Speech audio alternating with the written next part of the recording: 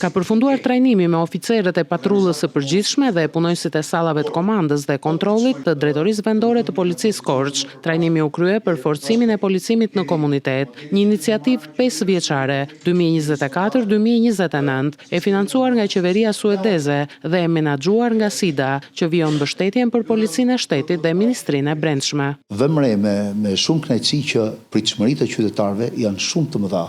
Mbi 80% të respondentëve mund që i vetmi organ që në përgjigjet në 24 në 7 është policia e shtetit.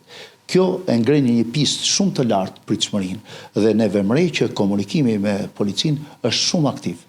Ato vazhdojnë nga tradita historike, po njëkohësisht edhe nga zhvillimet e fundit, ato vazhdojnë të kenë pritshmëri ke policia dhe e gjenë zgjidhjen ke policia.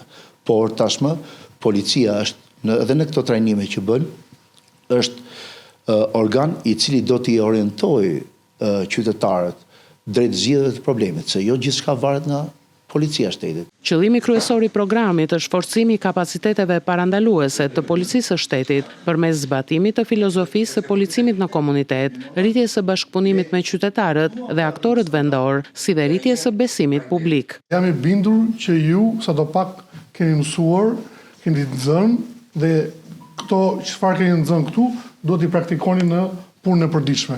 Programi synon gjithashtu përmirësimin e transparencës, efikasitetit dhe llogaridhënies së sistemit policor.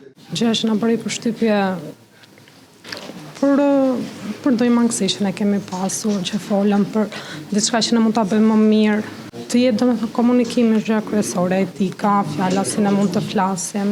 Mësuam se sa e rëndësishme është policimi në komunitet, se sa afër duhet të jemi me qytetarët, me problemet. Bashkëpunimi me komunitetin na jep më shumë eficiencë për zgjidhjen e problemeve që kanë qytetarët nga mbështetja që kërkojnë te policia e shtetit. Ky raund trajnimi do të pasohet edhe nga 2 sesione trajnimi me personelin e forcave të rendit publik në Drejtorinë Vendore të Policisë së Korçës.